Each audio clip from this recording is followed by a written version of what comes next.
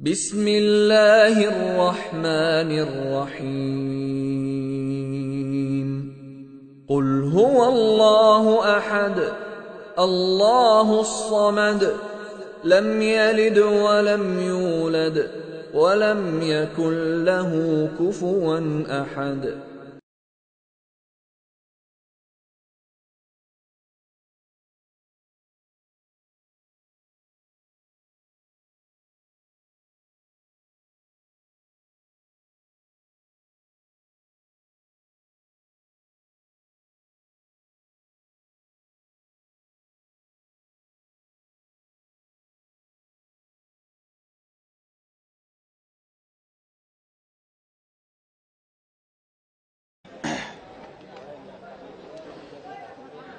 إن الحمد لله نحمده ونستعينه ونستغفره ونعوذ بالله من شرور أنفسنا ومن سيئات أعمالنا.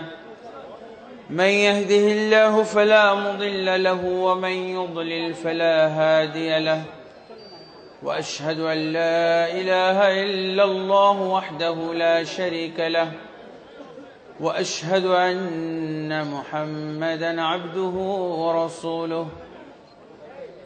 يا أيها الذين آمنوا اتقوا الله حق تقاته ولا تموتن إلا وأنتم مسلمون.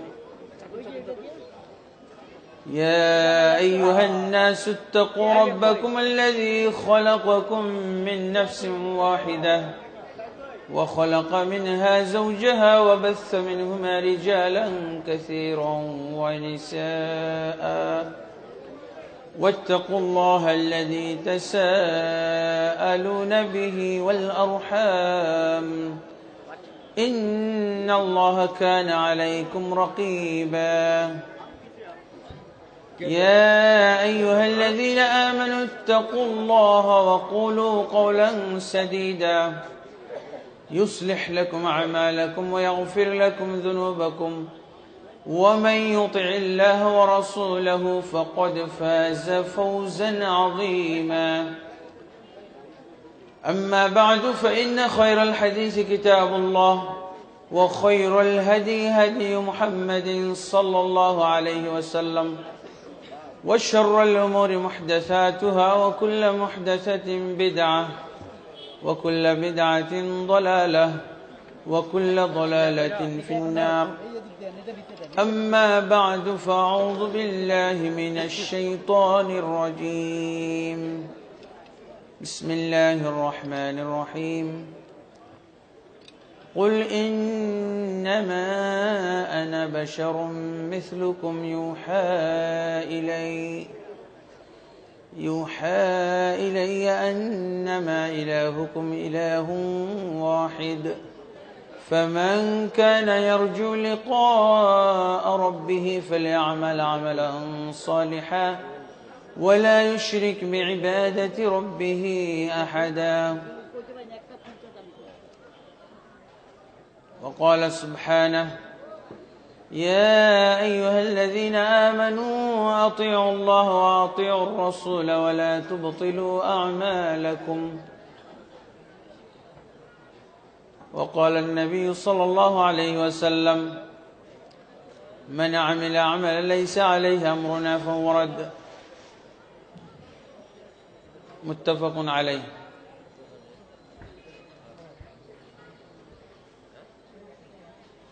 লালবাগে আয়োজিত ওয়াজ মাহফিল 2014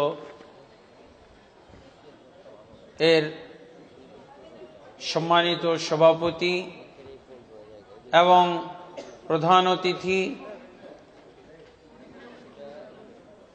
অত্র এলাকার বিভিন্ন মসজিদ এবং মাদ্রাসা সংশ্লিষ্ট উলামায়ে কেরাম এবং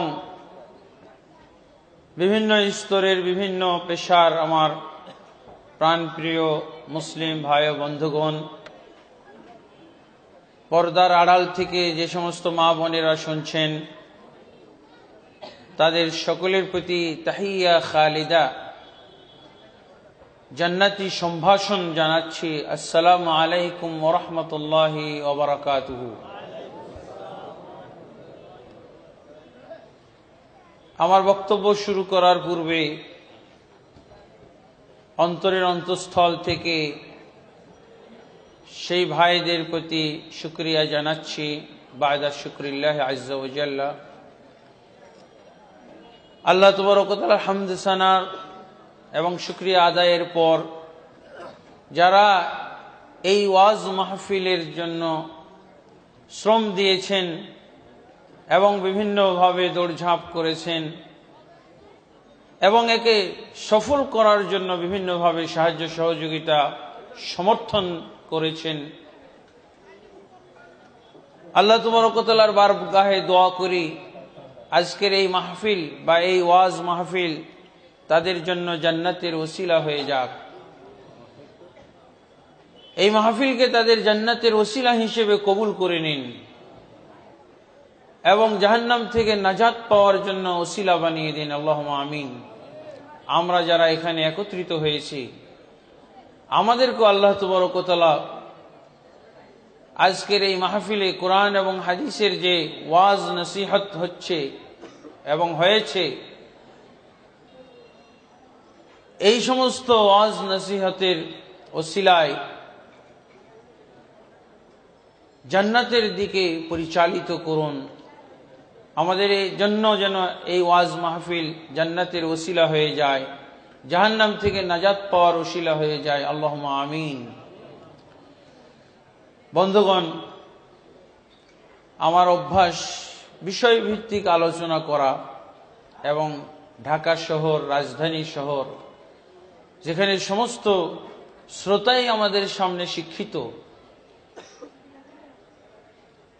শিক্ষিত শ্রোতাদের সামনে বিষয়ভিত্তিক আলোচনাটাই সবচেয়ে বেশি সামঞ্জস্যপূর্ণ, উপযুক্ত।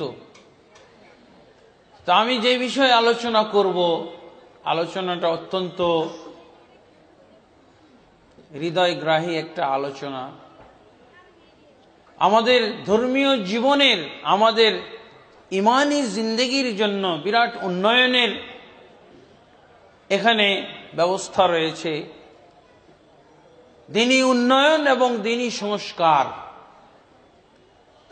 আমার বিষয়টা আমি যেটা বেছে নিয়েছি, ইবাদত এবং আমল কিভাবে গুনাহ বা পাপে রূপান্তরিত হয়ে যায়। ইবাদত এবং আমল কিভাবে অপরাধ, গুনাহ, পাপে রূপান্তরিত হয়ে যায়, বিষয়টা জানা দরকার না? আমরা সবাই তো ইবাদতের পক্ষে, ইবাদত করার গুরুত্ব, ইবাদতের ফজিলত, আমলের ফজিলত, এগুলো বলে, এগুলো শুনে অভ্যস্ত। আজকে একটু নতুন আঙ্গিকে আমরা শুনি ইবাদত এবং আমল কিভাবে অপরাধ হতে পারে, এমনকি অমার্জনীয় অপরাধ হয়ে যেতে পারে। পাপ,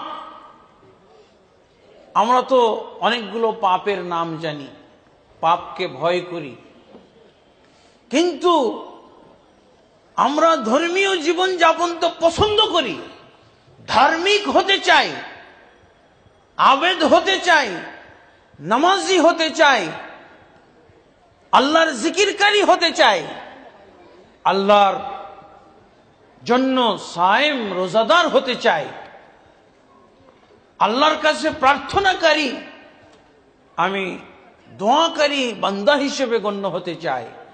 কিন্তু এই যে সমস্ত ইবাদতের নাম আমরা জানি, যে ইবাদতের কিছু নামের আমি নমুনা নাম আপনাদের সামনে তুলে ধরলাম, এই ইবাদতগুলো যদি আবার পাপ হয়ে যায়, এগুলোই যদি অপরাধ হয়ে যায়, এগুলোই যদি গুনাহে রূপান্তরিত হয়ে যায়, তখন কি অবস্থা হবে?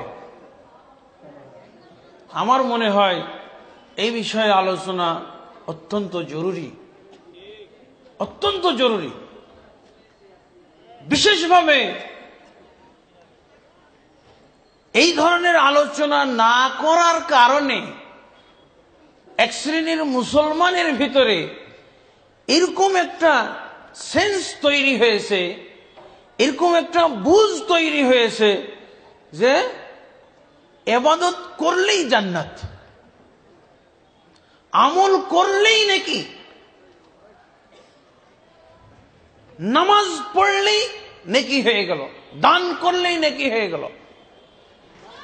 কিন্তু সর্বনাশ,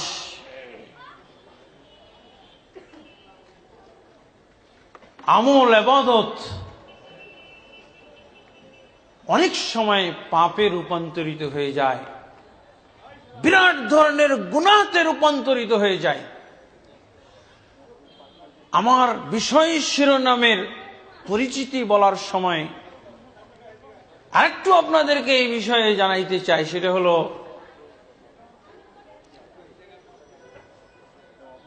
যে আমরা এরকম ধারণা করি যে ইবাদত কখনো গুনাহ হতে পারে না, আমল কখনো গুনাহ হতে পারে না। এই সেন্সটা থাকার কারণে সমাজে আরো আনুষঙ্গিক অনেকগুলো পাপ জন্ম নেয়, শিরক, বিদআত, কুফরি। আলহামদুলিল্লাহ, আমার এই শিরোনাম শুনে হয়তো অনেকেই ঘাবড়িয়ে গেছেন। এটার আরেকটা মার্জিত শিরোনাম দেওয়া যেতে পারে, আমল এবং ইবাদত কবুল হওয়ার শর্তাবলী। এই পরিভাষাটা অনেকেই জানেন, তবে আজকে একটু ভিন্ন আঙ্গিকে আমরা বুঝব। এই শিরোনামে আমি একটা সংশয় ভেঙে দিতে চাই। আমাদের অনেকের, সে আলেম হই বা জেনারেল শিক্ষিত হই, আমাদের কাছে একটা এরকম সেন্স আছে, ইবাদত কবুলের পূর্ব শর্ত হলো হালাল রিজিক। এরকম বলি না? ইবাদত কবুলের, আমল ইবাদত কবুলের পূর্ব শর্ত হলো হালাল রিজিক।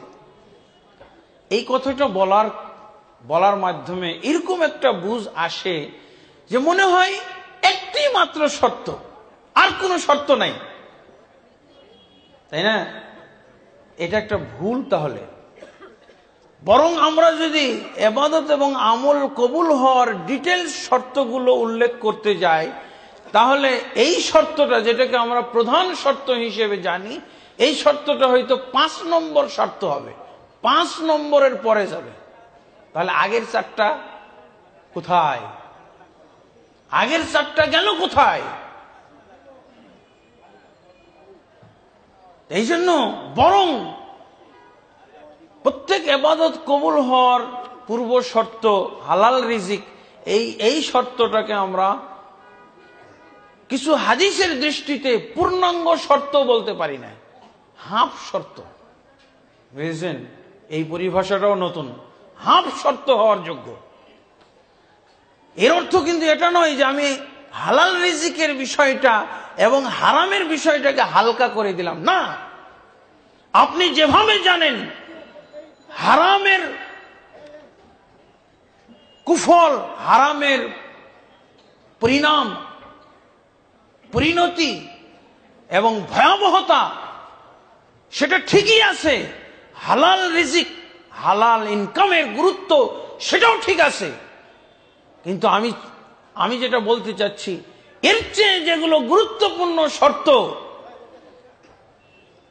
এগুলো আমার এর চেয়েও আরো গুরুত্বের সাথে জানা উচিত ছিল। এইটা আমি বলতে চাচ্ছি, আমি হালকা করছি না। আপনি যেভাবে জানেন হালাল রিজিকের গুরুত্ব, সেটা ঠিক রাখেন, সেই জানা আপনার ঠিক আছে। এবং হারাম পরিহারের বিষয়টা যে অত্যন্ত গুরুত্বপূর্ণ, সেটাও ঠিক আছে। এই সব ঠিক রাখার পর আমি চাচ্ছি আপনি সংযোজন করবেন আপনার জ্ঞানের সাথে, যে আরো কতগুলো শর্ত আছে যেগুলো এরও চেয়ে গুরুত্বপূর্ণ, অনেক গুরুত্বপূর্ণ। এবার আমি সমন্বয় করি। যেই শর্তগুলো না করলে, যেই শর্তগুলো পূর্ণ না করলে ইবাদতটা কি হয়ে যায়? গুনাহে রূপান্তরিত হয়ে যায়। যেই শর্তগুলো না জানলে আপনার আমল এবং ইবাদতটাই মহাপাপে রূপান্তরিত হয়ে যেতে পারে।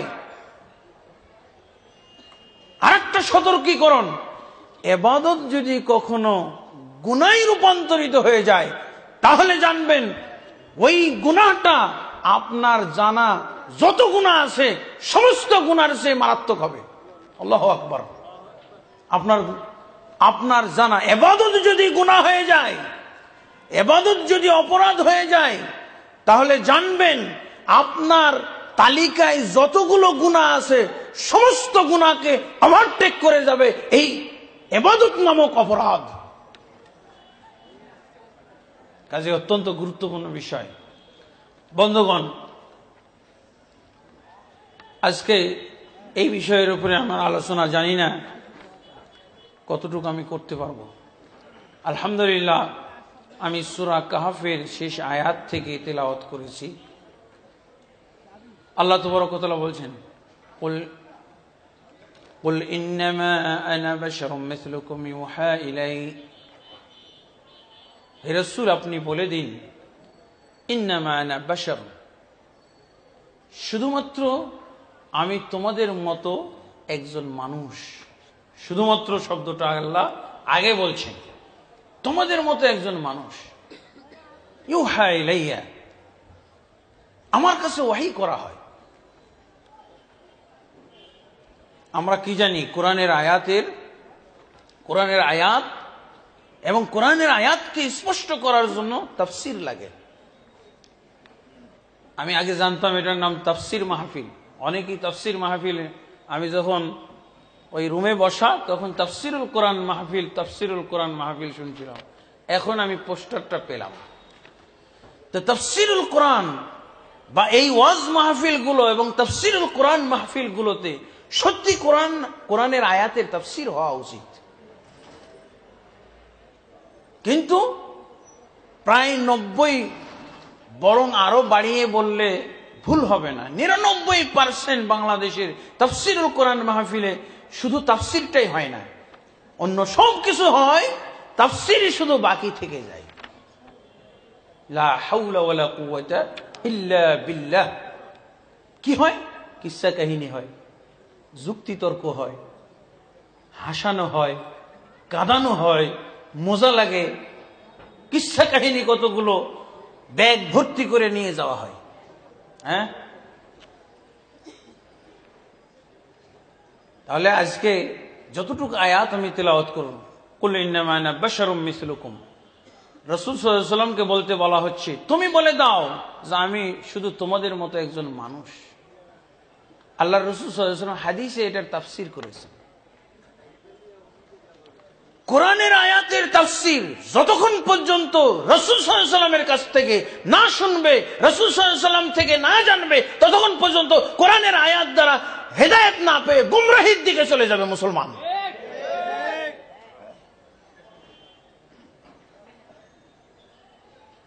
আমি অভিজ্ঞতা থেকে বলতে পারি, আজকাল বাংলাদেশের মুসলমান, শুধু বাংলাদেশের না, ভারতবর্ষের মুসলমানরা কোরআন দ্বারা হেদায়েত পাওয়ার চেয়ে গুমরাহি পাচ্ছে বেশি। গুমরাহিটা বেশি। আপনি যদি পার্সেন্টেজ বলতে পারেন 90%-এর উপরে, 90%-এর উপরে কোরআন দ্বারা হেদায়েত প্রাপ্ত হওয়ার চেয়ে গুমরাহি প্রাপ্ত হচ্ছে বেশি সংখ্যক। কারণটা কি? কারণ হলো কোরআনের তাফসীর যথাযথ কায়দায় করা হয় না। আল্লাহ কিন্তু সূরা আল ফুরকানের 32-33 নম্বর আয়াতে বলছেন, 33 নম্বর আয়াতে বলেছেন, মুহাম্মদ সাল্লাল্লাহু আলাইহি ওয়াসাল্লামকে আল্লাহ কোরআন দিয়েছেন এবং তাফসীরও দিয়েছেন। আল্লাহু আকবার। কোরআন দিয়েছেন, তাফসীরও দিয়েছেন। ওয়ালা ইয়াতুনাকা বিমাসালিন ইল্লা জিনাকা বিল হক ওয়া আহসানা তাফসীরা। আল্লাহ শুধু তাফসীর বলেননি, আমি সর্বোৎকৃষ্ট তাফসীর দিয়েছি। এই তাফসীর না জানার কারণে দেখেন মুহাম্মদ, এই আয়াতটার আমরা তাফসীর শুনেছি, কিন্তু আজকে রাসূলুল্লাহ সাল্লাল্লাহু আলাইহি ওয়াসাল্লামের তাফসীর আমরা শুনবো হাদিস। রাসূল সাল্লাল্লাহু আলাইহি ওয়াসাল্লামের তাফসীর কোথায় পাওয়া যাবে? হাদিসের ভিতরে। গ্যারান্টিযুক্ত কোরআন দ্বারা যা বলা হয়েছে কোরআনের মধ্যে কি যালিকাল কিতাবু লা রাইবা ফীহি হুদাল লিল মুত্তাকিন। এটি এমন একটি গ্রন্থ যার ভিতরে কোনো সংশয় সন্দেহ নেই। আর কি হুদাল লিল মুত্তাকিন, মুত্তাকিনদের জন্য এটা হেদায়েত, পথ প্রদর্শক। যদি কোরআন পথ প্রদর্শন করে তাহলে সেই পথ কি গুমরাহির পথ হতে পারে ভাই?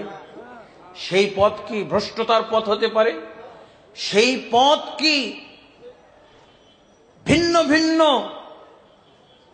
বহুমুখী পথ হতে পারে? সেটা তো একটাই পথ হবে। জি, তা আল্লাহ বলছেন তারা যে কোনো তোমার কাছে প্রশ্ন নিয়ে আসুক, যে কোনো বিষয়ে সংশয় উত্থাপন করুক, যে কোনো বিষয়ে তারা প্রস্তাব তোমাকে দান করুক, ইল্লা জিনাকা বিল হক, আমি আল্লাহ বা আমরা এই বিষয়ে সঠিকটা তোমাকে জানিয়ে দিব, সঠিক বিষয় তোমার কাছে আমি উপস্থিত করে দেব। ওয়া আহসানা তাফসীরা, এবং সর্বোৎকৃষ্ট তাফসীর আমি তোমাকে দান করব। আল্লাহর তাফসীরটার খোঁজ নেওয়া হয় না। আল্লাহর তাফসীর কি হলো? রাসূলের তাফসীর, রাসূলের তাফসীরও আছে। আল্লাহ কোরআন মাজিদের সূরা নাহলের 44 নম্বর আয়াতে বলছেন ওয়ানজালনা ইলাইকা যিকরা লিতুবাইয়িনান নাসি মা নুজিলা ইলাইহিম। আমার মনে একটু চা লাগবে। আল্লাহ বলছেন শুধু তোমার উপরে আমি কোরআন নাজিল করেছি। কোরআন কার উপরে নাজিল করেছেন? আল্লাহর কথা ঠিক না?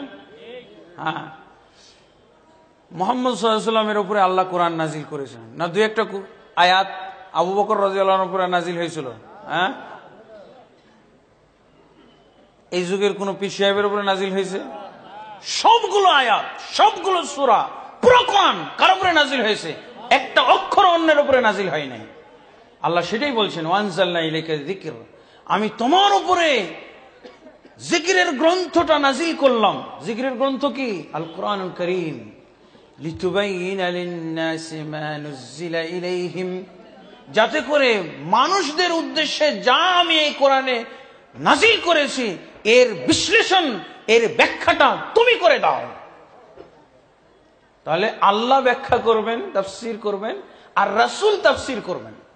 আমাদের তাফসীর হলেও আল্লাহর তাফসীরটা হয় না, আর রাসূলের তাফসীরটা পাই না। কি পাই? হুজুরদের তাফসীর। হুজুর কি একজন নাকি? হুজুর কয়জন? পীর সাহেব কয়জন? তাফসীরকারী কয়জন? যত তাফসীরকারী আল্লাহ এবং আল্লাহর রাসূল বাদে তত দলে বিভক্ত মুসলমান আজকে। ঠিক আছে? তাফসীরকারীদের সংখ্যা অনুপাতে, তাফসীর কারকদের সংখ্যা অনুপাতে মুসলমানের সংখ্যা, এখন মুসলমানের দলের সংখ্যা বেড়ে গেছে। জানেন, আপনি একই বাড়ির 5-7টা ভাই এক হতে পারলেন না কেন? ইচ্ছামতো চলার কারণে। যার যেরকম বিবেক আছে সে নিজ বিবেক বুদ্ধি বিবেচনা অনুযায়ী চলবে। এই স্বাধীনতা থাকার কারণে আপনি বাড়িতে একই মা বাবার 5টা সন্তান এক দল হতে পারেননি, একমত হতে পারেননি। পেরেছেন? একজন হলো আওয়ামী লীগ, একজন হলো বিএনপি, একজন হলো জামাত ইসলাম, আর একজন হলো অমুক ইসলাম তমুক ইসলাম, তাই না? তাহলে আমরা কোরআনের তাফসীর কারক যদি লাখ জন হই, লক্ষ লক্ষ হই, তাহলে দলও লক্ষ লক্ষ হবে। ঠিক আছে? তাহলে আমাদের এই আফসোসটার কারণ আজকে আমরা পেয়ে গেলাম। আফসোস করি কি? আমরা একই কোরআনের অনুসারী, কোরআন এক, এক কোরআনের অনুসারী, কিন্তু আমরা দলে দলে বিভক্ত কেন? অনুসারীরা সবাই কিন্তু কোরআনকে মহব্বত করি, করি না? কোরআনকে মহব্বত করার ব্যাপারে সবাই এক, কিন্তু এই কোরআনকে অনুসরণকারীরা এক নয়। রোগ ধরা পড়েছে।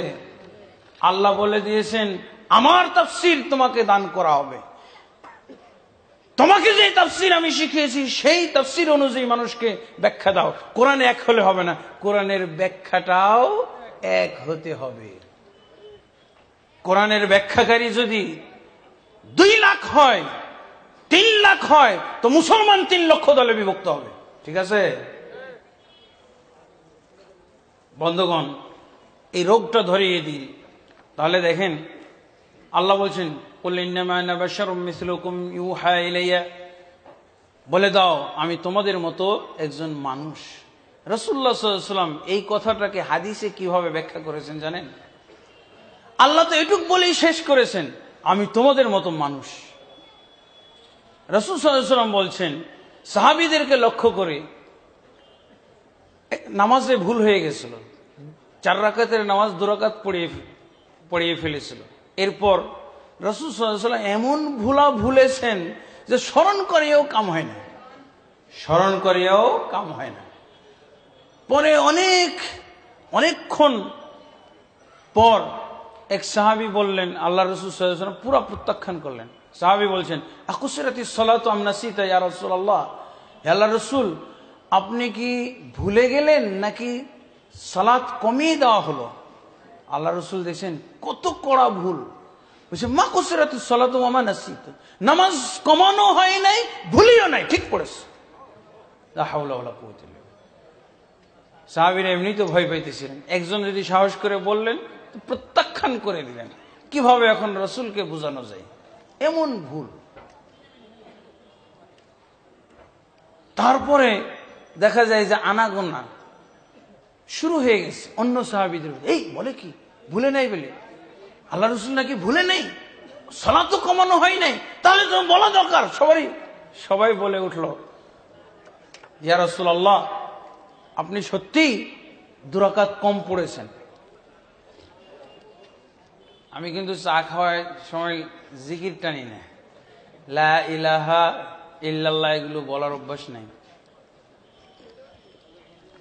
জি, আমাদের সমাজে লা ইলাহা ইল্লাল্লাহ দিয়েও আমরা, ওই যে বললাম না, আমাদের লা ইলাহা ইল্লাল্লাহ দিয়েও আমরা কাফের হয়ে যাই, নাউজুবিল্লাহ। লা ইলাহা চা যে খায় বক্তা, অনেক সময় আমরা লক্ষ্য করেছি লা ইলাহা, আর শ্রোতারা বলে ইল্লাল্লাহ। লা ইলাহা যে বক্তা বললো, এটা হলো কুফরি কালেমা।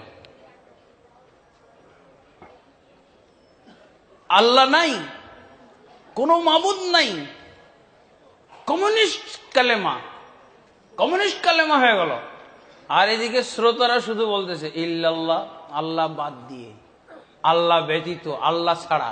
দেখছেন কুফরির জিকির। লা ইলাহা ইল্লাল্লাহ পুরা না বলা পর্যন্ত এটা তাওহীদি বাক্য নয়, এটা হলো কুফরি বাক্য। বুঝেছেন? আগে বলেছিলাম না, তাওহীদি বাক্য যদি ভেঙে বলা হয় এটাই হলো কুফরি বাক্য। 1 সেকেন্ডের ভিতরে মুরতাদ হয়ে যাবে লা ইলাহা পর্যন্ত যদি বলে, অথবা শুধু ইল্লাল্লাহ যদি বলে কাফের হয়ে যাবে। আল্লাহর কসম, কখনো রাসূলুল্লাহ সাল্লাল্লাহু আলাইহি ওয়াসাল্লাম এই ভাঙ্গা জিকির করেন নাই, ভাঙ্গা এই শব্দটাকে, এই বাক্যটাকে ভাঙ্গেননি। ভাঙলেই কুফরি কালেমা হয়ে যাবে। যারা আরবি বুঝে তাদের কাছে জেনে নিয়েন। আমাদের দেশে এটা দিয়েও মুসলমান, বলেছিলাম না যে আমরা তাওহীদকে শিরক বানাই, ইবাদত আমাদের এখন এরকম চলতেছে, ইবাদত দিয়ে আমরা, ইবাদতকেই আমরা অপরাধ চর্চার মানে উপায় উপকরণ হিসেবে ব্যবহার করি। তাওহীদি কালেমাকে আমরা কুফরি কালেমা হিসেবে ব্যবহার করি, নাউজুবিল্লাহ। তাওহীদি কালেমা মানে ঐক্যের কালেমাকে আমরা বিভক্তির কালেমা হিসেবে আজকাল ব্যবহার করতেছি, উল্টা কায়দা। এই জন্য আজকে এই আলোচনাটা আমি বেছে নিয়েছি। মুসলমান উল্টা কায়দায় চলতেছে, আলোচনাটা উল্টা ভাবে হোক, ঠিক আছে না? তাওহীদি কালেমা কিন্তু ব্যবহার চলছে কুফরি কায়দায়, তাওহীদি কালেমা বিভক্তির কালেমা হিসেবে চলছে, চললো না? এটা কি আলেমই তো বলতেছে লা ইলাহা, আর বললোই না বাকিটা, চা খেয়ে নিল। আর শ্রোতারা ইল্লাল্লাহ, আল্লাহ ছাড়া। তাওহীদি কালেমা এই ইসলামী মাহফিলে, ইসলামী জলসায়, তাফসীরুল কোরআন মাহফিলে কুফরি কালেমায় পরিণত হলো। লা হাওলা ওয়ালা কুওয়াতা ইল্লা বিল্লাহ। পাওয়া গেল, এটা কুফরি হয়ে গেল না? বুঝা গেছে? বিভক্তির কালেমা, ঐক্যের কালেমাকে বিভক্তির কালেমা হিসেবে আজকাল মুসলমান, শুধু একজন দুইজন না, লাখে লাখে পালে পালে মুসলমান এই ঐক্যের কালেমাকে বিভক্তির কালেমা হিসেবে ব্যবহার করতেছে। আপনারা যদি পারেন আমাকে এই মুহূর্তে প্রতিবাদ করবেন আমার কথার। এটা তো কুফরি কালেমা দেখাইলাম, কুফরি কালেমা হিসেবে ব্যবহার হচ্ছে। আর একটা হলো বিভক্তির কালেমা। আপনি একটা কালেমার স্বর আপনার কানে ভেসে আসবে, কালেমার জিকির একটা আপনার কানে ভেসে আসবে। আপনি ওই জায়গায় না যেয়ে বলে ফেলবেন, না যাওয়াতেই কালেমার জিকির শুনে, লা ইলাহা ইল্লাল্লাহ, এই জিকির শুনে আপনি বুঝে ফেলবেন ওরা আমাদের দল নয়। কি বুঝবেন? ওরা আমাদের দল নয়, ওরা সরমনাই। লা ইলাহা ইল্লাল্লাহ দিয়ে আপনি বুঝে ফেলেছেন ওরা সরমনাই তরিকার লোক। আর একটা কালেমার স্বর আপনার কানে ভেসে আসবে, এই কালেমার স্বর শুনেই আপনি বুঝবেন ওই জায়গায় আমার দরকার নাই, ওখানে ওরা আমার দলই না, ওরা হলো সরসিনা তরিকার লোক। ভাই কি কারণে এরকম হচ্ছে?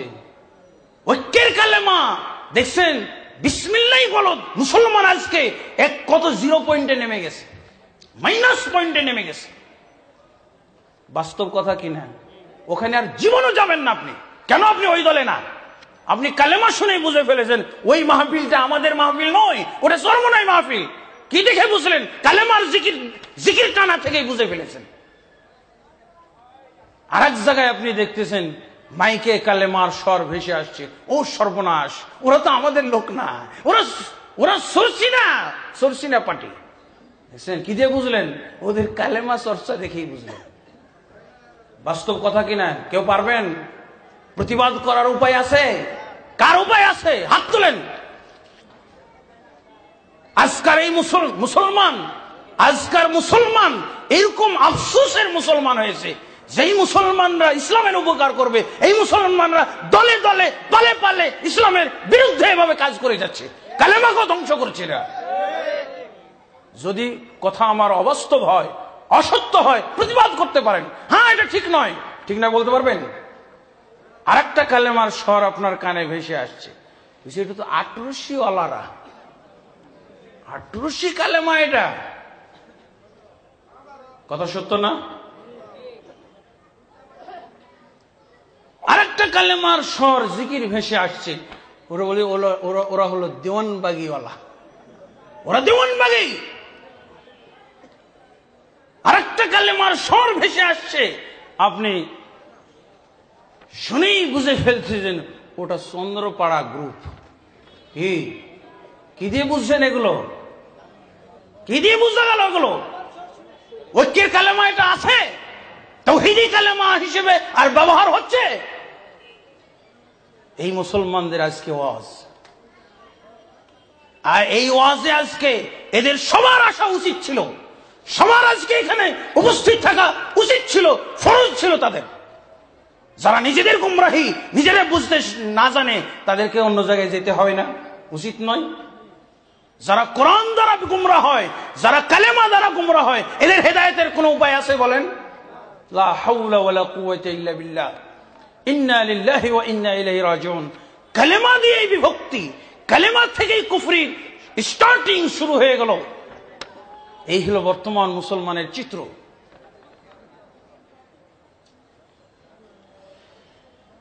একই অবস্থা কোরআন দিয়ে।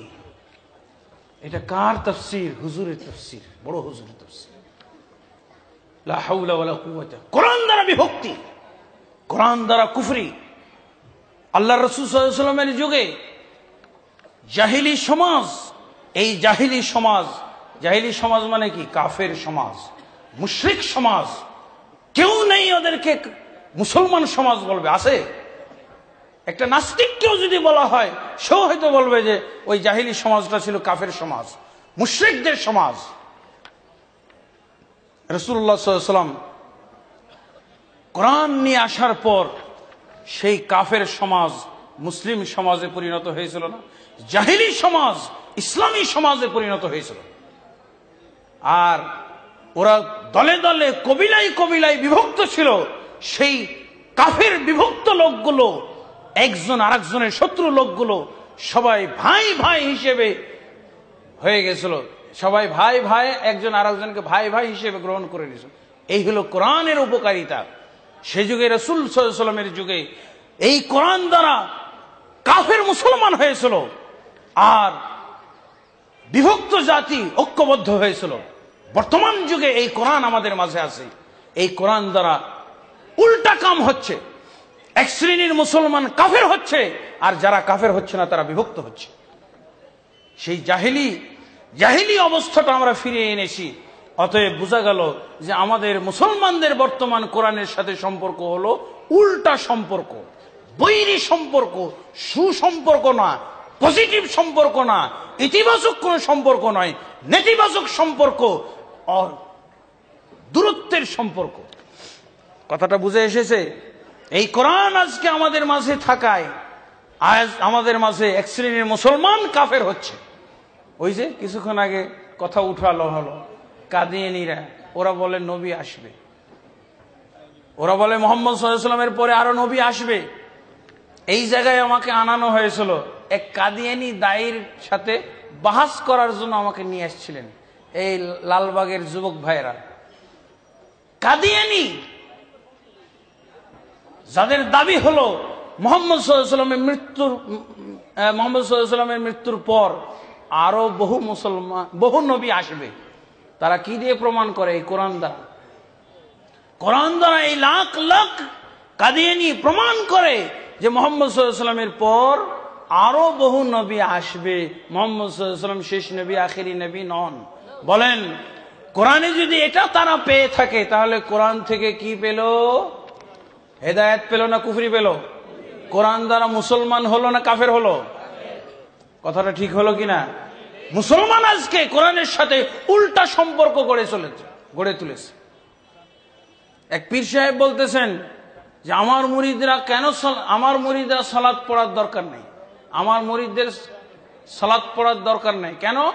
মাতাল অবস্থায় নামাজ পড়তে আল্লাহ নিষেধ করেছেন।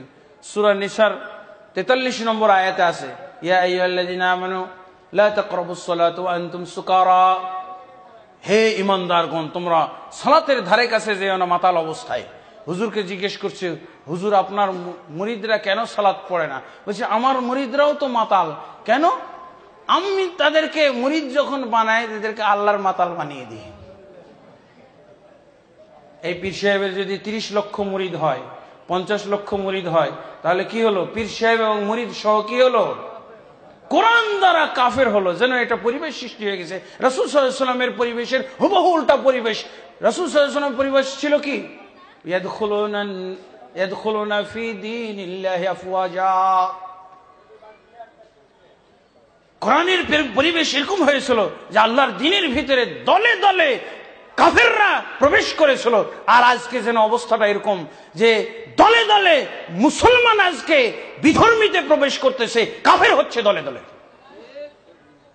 এই হলো কোরআনের বাস্তব অবস্থা।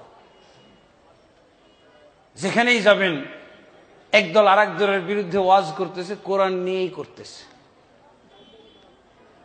একদল আর এক দলকে কাফের বলতেছে, কোরআন দিয়েই কাফের বলতেছে। তাহলে তো বুঝাই গেল কোরআন দিয়ে খালি কাফেরই হচ্ছি আমরা, নাউজুবিল্লাহ। বাস্তব তাই। যারা কাফের হচ্ছে না তারা কি ভালো অবস্থায় আছি? তারা বিভক্তির মধ্যে পড়তেছে। দুই অবস্থার মধ্যে এখন মুসলমানের অবস্থান। একদল দলে দলে কাফের হচ্ছে, আর এক দল কাফের হচ্ছে না কিন্তু বিভক্তি হচ্ছে। জিজ্ঞেস করেন আপনি আপনার আশপাশে যারা বসে আছে, আপনি কোন দল? আমি অমুক দল। আপনি কোন দল? আমি অমুক দল। আপনি কোন দল? আমি অমুক দল। আপনি কোন পীর সাহেবের মুরিদ? আমি অমুক পীর সাহেবের মুরিদ। আপনি কোন পীর সাহেবের মুরিদ? আমি অমুক পীর সাহেবের মুরিদ। খালি লোক কই? ঐক্যের অনুসারী, কোরআন দ্বারা বাস্তবে যারা ঠিক রাসূল সাল্লাল্লাহু আলাইহি ওয়াসাল্লামের যুগের মতো উপকৃত হয়েছিল, কোরআন দ্বারা আগে যেভাবে হেদায়েত প্রাপ্ত হয়েছিল, এক পথের অনুসারী ছিল, সেই মুসলমানগুলো কোথায়? আজকে খুঁজে পাওয়াই মুশকিল। পাওয়ারফুল লাইট দিয়েও খুঁজে পাওয়া মুশকিল। এলাকাকে এলাকা শূন্য। এখন এই প্রতিযোগিতা মুসলমানের ভিতরে চলছে। বিভক্তির কমপ্লিট। বিভক্তিটা দলাদলি এখন কমপ্লিট হয়ে গেছে। এখন টানাটানি, ওই দল ছাড়ো আমার দলে আসো।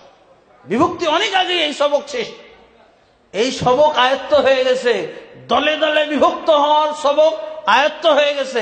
এখন যেটা চলতেছে সেটা হলো কি, আমার ওই দল ছাড়ো, আমার দলে আসো, টানাটানি শুধু চলতেছে এখন। লা হাওলা ওয়ালা কুওয়াতা ইল্লা বিল্লাহ। বন্ধুগণ, সংক্ষেপে আমি এই তাফসীরুল কোরআন মাহফিলে কোরআনের সাথে বর্তমান যুগের মুসলমানের সম্পর্কটা তুলে ধরলাম।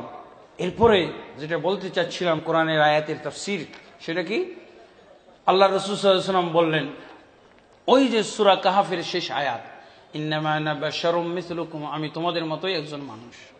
রাসূলুল্লাহ সাল্লাল্লাহু আলাইহি ওয়াসাল্লামকে অনেক কষ্টে বোঝানো হলো, যখন একজন সাহাবীকে প্রত্যাখ্যান করলেন যে আমি ভুলেও নাই, নামাজ কমানো হয় না, আমি ঠিক পড়েছি। একজন সাধারণ ইমাম, বর্তমান যুগের ইমাম যদি 2 রাকাত পড়িয়ে বলে আমি ঠিক পড়েছি, ও কাফের হয়ে যাবে। তার কারণ 4 রাকাতের নামাজ 2 রাকাত যদি সে বলে তো কাফের হবে না? কাফের হয়ে যাবে। কিন্তু রাসূল ভুল ক্রমে কেউ যদি কুফরি কথা, কুফরি কাজ করে, এর জন্য কাফের হবে না রাসূল, অন্যথায় রাসূল নিজেই কাফের হয়ে যাবে, নাউযুবিল্লাহ। রাসূল সাল্লাল্লাহু আলাইহি ওয়াসাল্লাম কি বলছেন, মা কুসিরাতিস সালাতু ওয়া মা নাসিতু, আমি ভুলি নাই, নামাজ কসর কমানো হয় না, আমি ঠিক পড়েছি। এবার পিছনের সাহাবীরা ওই সাহাবীর সাথে যোগ দিল, ইয়া রাসূলুল্লাহ আপনি কম পড়িয়েছেন। আল্লাহ রাসূল সাল্লাল্লাহু আলাইহি ওয়াসাল্লাম এবার দেখছেন যে সবাই একমত, আল্লাহ রাসূলও সাক্ষী নিলেন, আসাদাকা হাজা, এই লোকটা যা বলতেছে ঠিকই বলতেছে নাকি, তোমরা কি মনে করো? হ্যাঁ 100% ঠিক, আপনি 2 রাকাত পড়িয়েছেন। এরপর আল্লাহ রাসূল সাল্লাল্লাহু আলাইহি ওয়াসাল্লাম 2 রাকাত পড়ালেন। কয় রাকাত পড়ালেন? হ্যাঁ, রাসূল সাল্লাল্লাহু আলাইহি ওয়াসাল্লামের তরিকা হলো 2 রাকাত ছাড়া পড়েছে, 2 রাকাত পড়বে, 2 রাকাত কমপ্লিট করবে, তাহলে কত হবে? 4 রাকাত। হাদিস অনুযায়ী এই ভুলের এই নিয়ম। আর হাদিস ছাড়া নিয়ম হলো পুরা নামাজ দোহরাই পড়বেন, হাদিস ছাড়া নিয়ম। আপনারা কোনটা করেন, হাদিসের নিয়ম না হাদিস ছাড়াটা? আমি জানি আমাদের বাংলাদেশের 99% মসজিদে হাদিস ছাড়াটা চলে, আবার গোড়ার থেকে পড়ো। এ কোন হাদিস? এটা হাদিস না, এটা মাযহাব, বুঝেছেন? কিসের আজকে দাওয়াত? এই মাহফিল কি জন্য? কোরআন সুন্নাহর দাওয়াত। আমার মনে হয় যথার্থই তাদের এই দাবি, কোরআন সুন্নাহরই দাওয়াত আজকে, কোরআন সুন্নাহরই তাবলীগ আজকে, যথাযথ তাবলীগ আজকে বলা যেতে পারে। সবার আজকে এই তাবলীগে থাকা দরকার। যদি না থেকে থাকে, আজকে সিডি হচ্ছে, আজকে মিডিয়ায় প্রচার হচ্ছে, এগুলোর থেকে আমাদের উপকৃত হওয়া উচিত। যারা বিভক্তির নীড় দিয়ে যাচ্ছি, যারা কোরআন এবং সুন্নাহর বিকৃতি করে চলেছি, নেতৃত্ব দিয়ে যাচ্ছি বিকৃতির নেতৃত্ব। কিসের নেতৃত্ব? বিকৃতির নেতৃত্ব। রাসূলুল্লাহ সাল্লাল্লাহু আলাইহি ওয়াসাল্লাম সবাইকে নিয়ে দাঁড়িয়ে গেলেন, 2 রাকাত কমপ্লিট করলেন, সালাম ফেরার আগে 2 রাকাত সাহু সিজদা দিলেন, শেষ, আলহামদুলিল্লাহ। এখানে আবার অনেক, বুঝেছেন, দলিলের সাথে যখন গোজামিল যোগ হয়, একটা হলো দলিল আর একটা হলো গোজামিল। দলিল হলো সলিড। রাসূল সাল্লাল্লাহু আলাইহি ওয়াসাল্লাম আপনি ব্যাখ্যা করে রাসূল যা করলেন এটা উল্টাইতে পারবেন? এরকম প্রমাণ করতে পারবেন যে রাসূল সাল্লাল্লাহু আলাইহি ওয়াসাল্লাম দোহরায় পড়েছিলেন? এটা কোন ব্যাখ্যা হবে? এইটা যদি ব্যাখ্যা, এর ব্যাখ্যার নাম হলো অপব্যাখ্যা। যদি এটা ব্যাখ্যা হয়ে থাকে, এটা যদি দলিল দেওয়া হয়, তাহলে এর দলিলের নাম হলো গোজামিল। দলিলকে গোজামিল দেওয়ার জন্য ভাষা আছে, যদি, যেহেতু, সেহেতু, সুতরাং, অতএব। বাংলা দলিল লাগবে, যদি, যেহেতু, সেহেতু, অতএব, সুতরাং। এগুলো দিয়ে কি করা হয়? দলিল অপারেশন করা হয়, দলিলের সিজার এগুলো। এই গত হজ্জের ঘটনা, হুজুর মুফতি সাহেব আমাদের সামনে, আরাফাতের মাঠে জোহর আসর একত্রে পড়তে হবে, এটা হলো রাসূল সাল্লাল্লাহু আলাইহি ওয়াসাল্লামের হাদিস। আর অন্য কোন অবস্থা না কোন সাহাবীর থেকে আছে, না কোন নবী থেকে। ওরা বলছে না, আমাদেরকে আলাদা আলাদা টাইমে ওয়াক্ত মোতাবেক পড়তে হবে। তো বলছে আপনার ওয়াক্ত মোতাবেক পড়বেন যে, এর দলিল কি? তখন বলছে যদি নামেরা মসজিদে ইমামের সাথে জামাত করে পড়া হয়, তাহলে জোহর আসর একত্রে। যেহেতু আমরা নামেরা মসজিদে নয়, আমরা তাঁবুতে আছি, সেহেতু আমরা আলাদা আলাদা পড়ব। দেখছেন দলিল কাটার কেসি, দেখেছেন? যদি, যেহেতু, সেহেতু, শেষ। কয়টা হাদিস শেষ হয়েছে? বাংলা দলিল, এগুলো হলো বাংলা দলিল, বাংলা বাঙালি উম্মতে বাঙালি বাংলা দলিল এটা, ঠিক আছে? লা হাওলা ওয়ালা কুওয়াতা ইল্লা বিল্লাহ। আফসোস যারা এরকম দলিলকে অপারেশন করে, বুঝেছে? ওরা জানেও না যে এগুলো দলিল না, এগুলোকে মনে করছে এগুলো দলিল নয়, এগুলোর নাম কি? গোজামিল, সুন্নাহর দলিলের বিকৃতি।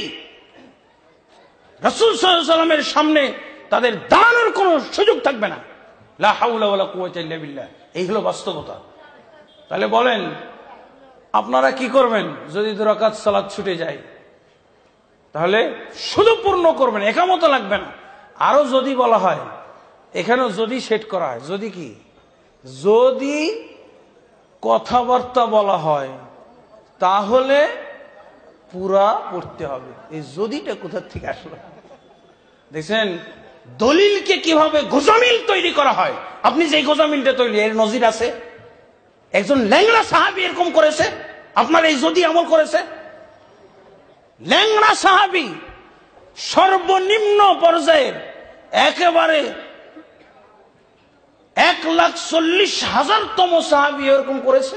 এই যে যদিটা লাগাই দিলেন, যদি কথাবার্তা বলে ফেলে তাহলে আবার দোহরায় পড়তে হবে। এতক্ষণ কথাবার্তা, রাসূল সাল্লাল্লাহু আলাইহি ওয়াসাল্লাম কথাবার্তা বলে নাই? কত তর্ক বিতর্ক হলো, আলোচনা পর্যালোচনা হলো, তারপরে রাসূল সাল্লাল্লাহু আলাইহি ওয়াসাল্লাম স্বীকার করতে বাধ্য হলেন।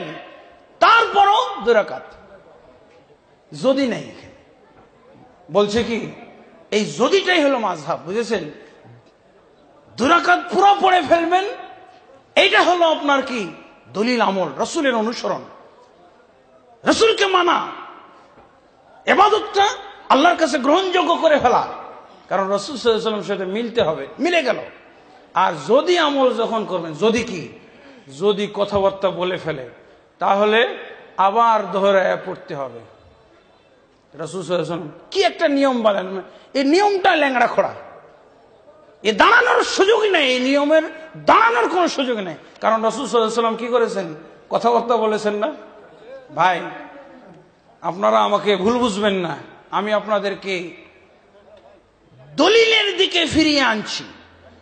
দলিলের নামে যে গোজামিল চলছে, এই গোজামিল গুলো কিছুটা আপনাদেরকে ধরিয়ে দেওয়ার চেষ্টা করছে। আল্লাহু আকবার।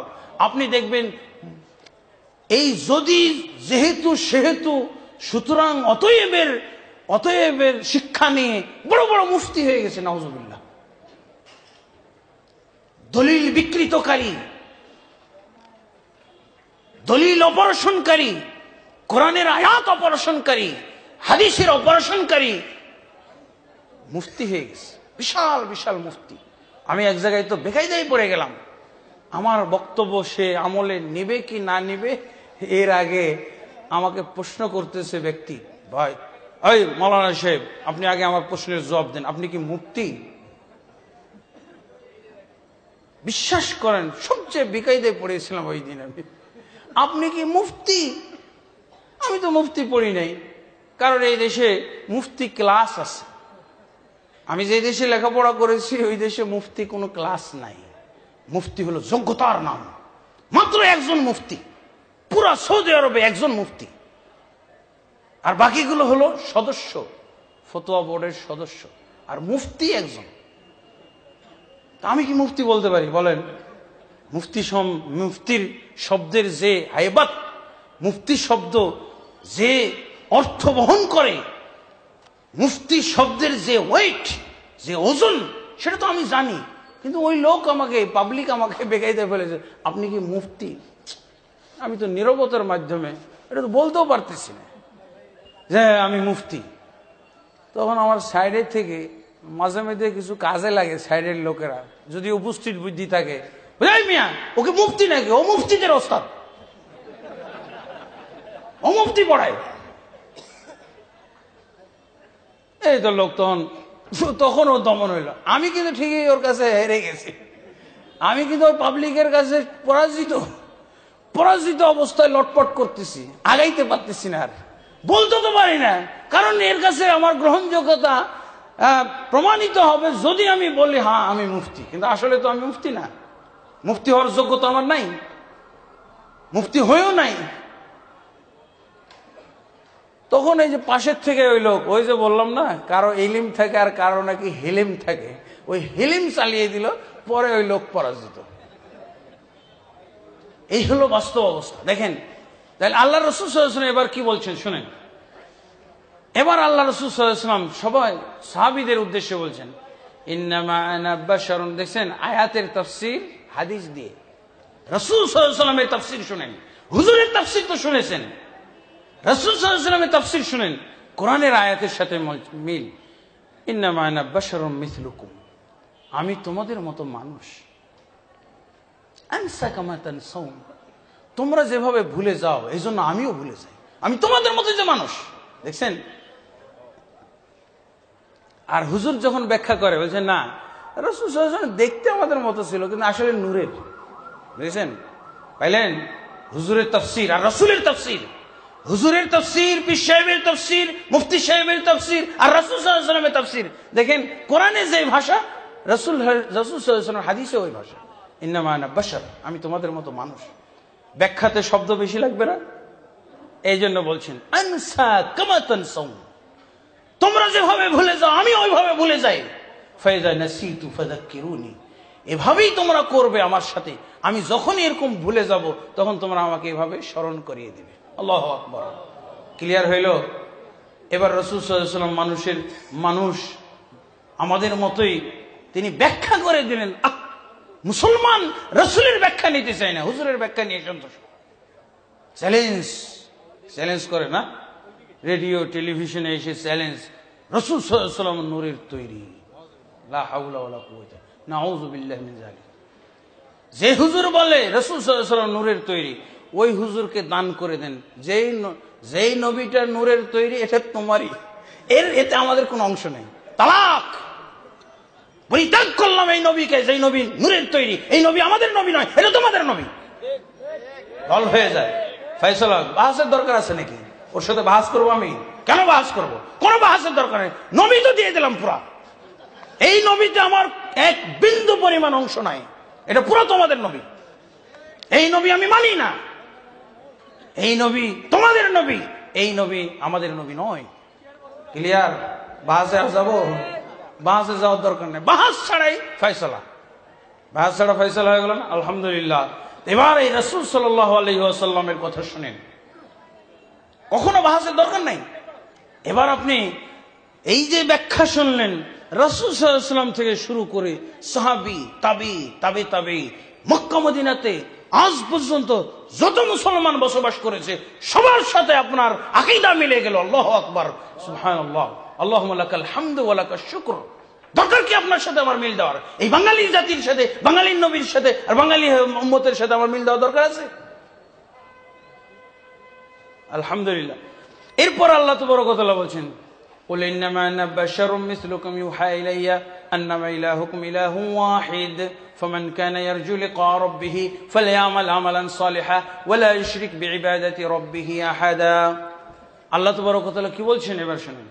তারপরে এখানে আরেকটা ক্লিয়ার হয়ে যায়, যারা বলতেছে নবী সাল্লাল্লাহু আলাইহি ওয়াসাল্লাম আমাদের মতো মানুষ নয়, তার সম্পর্কে আল্লাহ ক্লিয়ার করে দেওয়ার পর, রাসূল সাল্লাল্লাহু আলাইহি ওয়াসাল্লাম নিজে হাদিসে ব্যাখ্যা দেওয়ার পর, তারা আরো কিছু রাসূল সাল্লাল্লাহু আলাইহি ওয়াসাল্লামের গুণ ব্যবহার করে।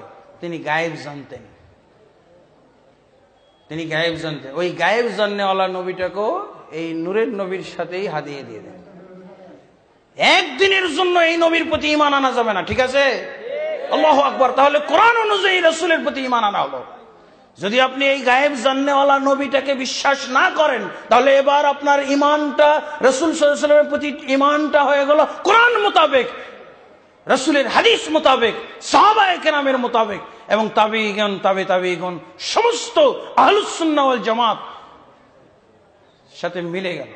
আর আপনার কষ্টের কারণ কি? ওই নবী দিয়ে দেন হাদিয়া। ওই নবীতে আমার কোনো অংশ নাই, কোনো আমার আফসোস নাই, এই নবী তোমার।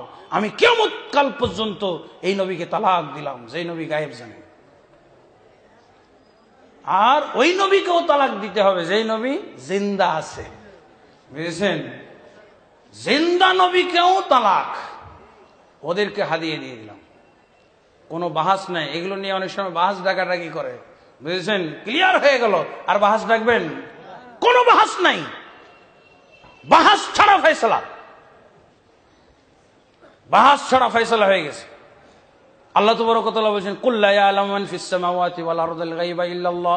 হে রাসূল, তুমি তোমার মুখ দিয়ে স্বীকার করে বলে দাও যে আসমান এবং জমিনে আল্লাহ ছাড়া কেউ গায়েব জানে না। তো নবী জানবে নাকি? নবী কি আল্লাহ হয়ে গেছে? নাউজুবিল্লাহ, হতে পারে না। 5 মিনিট। এরপর আল্লাহ রাসূল সাল্লাল্লাহু আলাইহি সাল্লাম সম্পর্কে আল্লাহ কি বলছেন? ইন্নাকা মাইয়িতুন ওয়া ইন্নাহুম মাইয়িতুন, নিশ্চয়ই তুমি রাসূল মরণশীল এবং তারাও মরবে। ওয়ামা মুহাম্মাদুন ইল্লা রাসূলুন ক্বাদ খালাত মিন ক্বাবলিহির রাসূল, মুহাম্মদ তো রাসূল ছাড়া, মুহাম্মদ রাসূল ছাড়া কেউ নন। ক্বাদ খালাত মিন ক্বাবলিহির রাসূল, তার পূর্বে বহু রাসূল অতিবাহিত হয়ে গেছে, বহু রাসূল অতিবাহিত হয়ে গেছে, তাই না?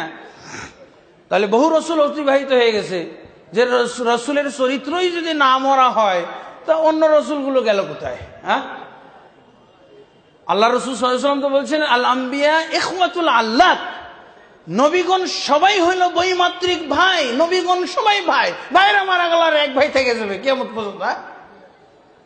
কি জন্য তালাক দিতে বললাম? যে নবী জীবিত, মরে নাই, ওই নবীকে হাদিয়ে দিয়ে দেন। ওদের নবী ওটা, আমাদের নবী।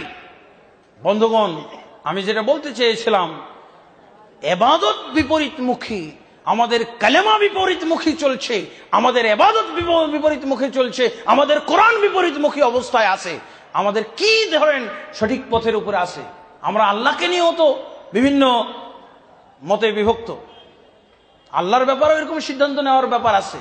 কি এক শ্রেণীর লোক আলেম বলতেছেন, পীর সাহেব, আল্লাহ মুমিনের কলবের মধ্যে থাকে।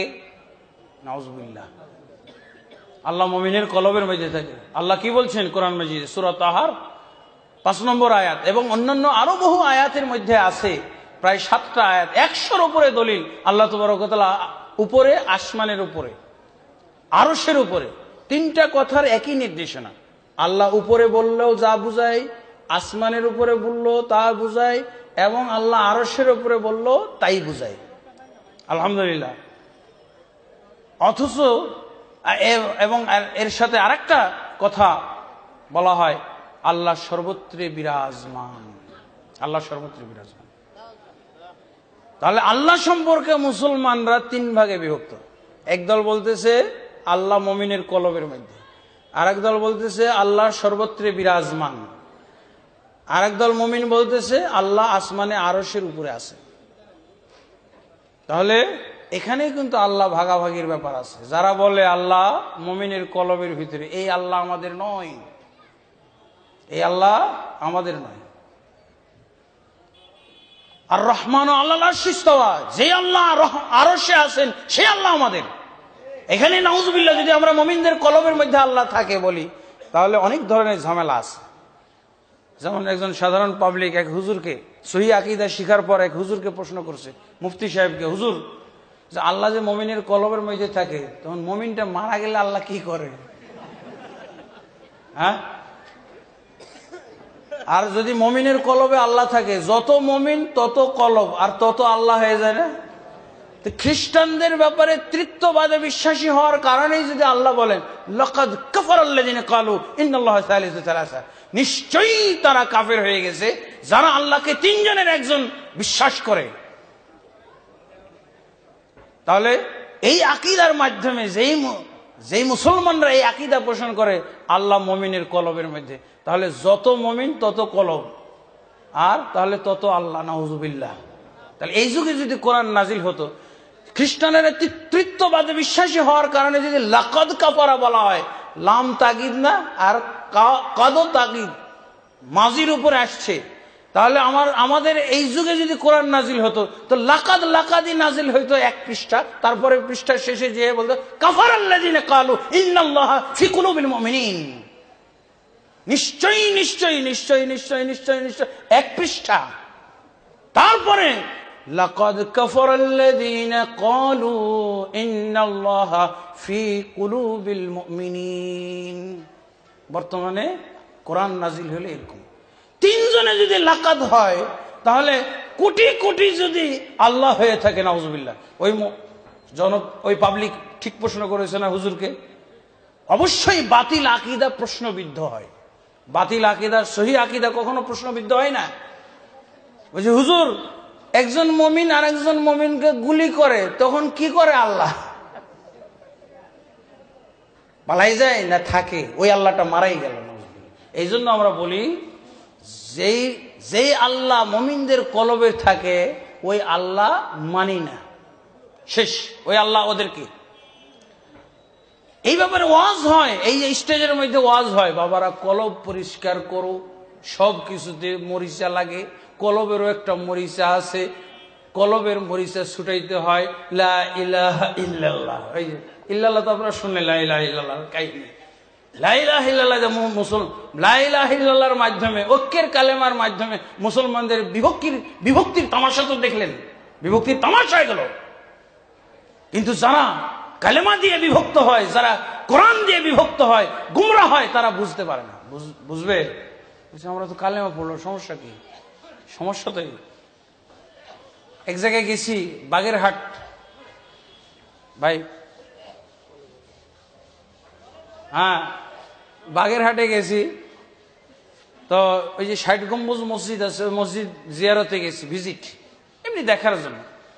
তো একজন লোক ওই যে টুপি তসবি, তারপরে ওই যে আতর টাতর বিক্রি করতেছে। এরপর মাগরিবের আজানের আগে আগে বলতেছে, এই সব গুটাই ফেলতেছে।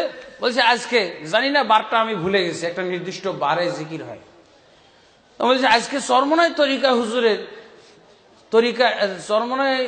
তরিকা আজকে জিকির আছে এই মসজিদে, আপনারা সবাই নামাজে চলেন। তা আমি ওই লোকটাকে বললাম যে ভাই, এই এলাকায় নবীর তরিকায় জিকির হয় এরকম কোন মসজিদ নাই, ওই জায়গাতে যাইতাম আমি। তখন আর এক হুজুরকে ডেকে বলছে, হুজুর হুজুর শুনেন শুনেন, এই লোক কি বলে বুঝি না তো, এই লোক কি বলে বুঝি না তো। চিন্তা করে দেখছেন, নবীর তরিকা, আসল তরিকা এখন কেউ চিনে না। আল্লাহ রাসূল সাল্লাল্লাহু আলাইহি ওয়াসাল্লামের হাদিস, বাদা আল ইসলাম গরিবান ওয়া সায়াউদু কামা বাদা ফাতুবা লিল গুরাবা। ইসলাম শুরু হয়েছে অপরিচিত অবস্থায়, আবার অপরিচিত অবস্থায় ফিরে আসবে। অতএব অপরিচিত লোকদের জন্য সুসংবাদ, জান্নাত। আল্লাহু আকবার। দেখছেন, নবীর তরিকার কথা বলছি, তো বলছে ভাই লোকটা কি বলে বুঝি না তো। এই হলো বাস্তব অবস্থা। তাহলে আরো যারা বলে মুমিন সর্বত্রে নাকি আল্লাহ সর্বত্রে বিরাজমান, আল্লাহর বেইজ্জতির শেষ থাকে না। যদি এই কথা সত্য হয়, তো আল্লাহর বেইজ্জতির শেষ থাকে না। অতএব আমাদেরকে অবশ্যই বেইজ্জতিরকে, আমি আগেই বলেছি, বাতিল আকীদা প্রশ্নবিদ্ধ হবেই, প্রশ্নাতীত হবে না কখনো। এই যে যখনই বলবে আল্লাহ সর্বত্রে বিরাজমান, তখন যদি আপনি প্রশ্ন করেন, ভাই আপনার সর্বত্রের মধ্যে তো আপনি যে বসে আছেন ওই জায়গাটাও তো সর্বত্রের মধ্যে পড়ে, আপনার পাছার নিচে কি আল্লাহ? কি বলবে তখন? নাউজুবিল্লাহ। তখন ও তো নাউজুবিল্লাহ বলবে, এমনি মুখ দিয়ে নাউজুবিল্লাহ অটোমেটিকলি বেরিয়ে যাবে না? ভাই পায়খানার মধ্যে, পায়খানার টাঙ্কির মধ্যে কি আল্লাহ? নাউজুবিল্লাহ।